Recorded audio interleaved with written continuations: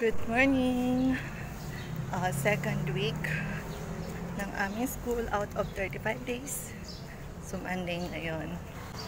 Aga pa naman, hindi pa naman ako late. Ito ang aming morning routine. Zumba everyday keeps your doctor away.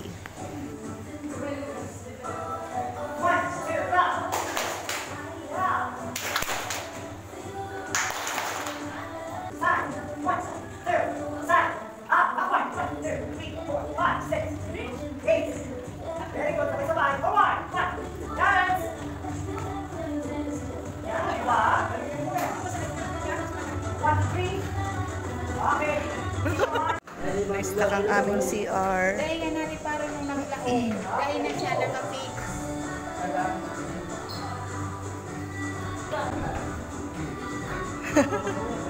Go, Mami! Wow, thank you. Makaka-CR na rin. Hello! It's our second week dito sa school at nag-wait kami ng aming teacher. It's 7:40 ang aga ko dito. Dumating ako. Grabe. Malapad lang ako. Ate?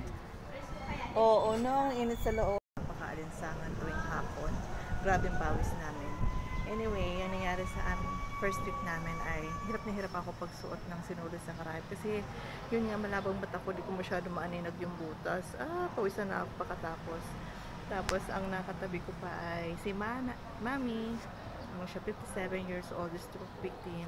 Tapos medyo malabo na rin ang mata niya. Lagi siyang nakikisuyo sa akin na dun sa sinulid, ipasok na sa karayom.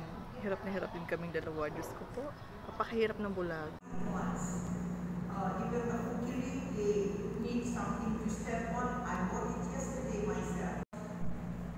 When teacher Tony was not the teacher, ang piling.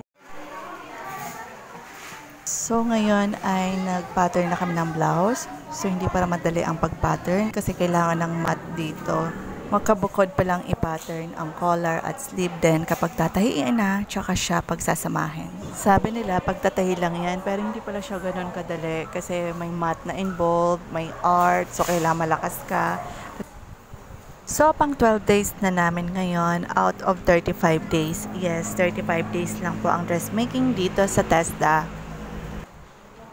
So, after ng 35 days, meron kaming national assessment. So, doon nakabase kung makakagraduate ka. Then, yun, may bantay or assessor na magtitingin sa'yo kung magaling ka na talaga magtahi pagkatapos ng 35 days. Ang gagawin sa national assessment ay dapat alam mo ng pag-pattern, mula sa pag-pattern, mula sa pag-trace hanggang sa pagtahi, sa pag-edging hanggang sa makabuo ka na ng blouse and pants.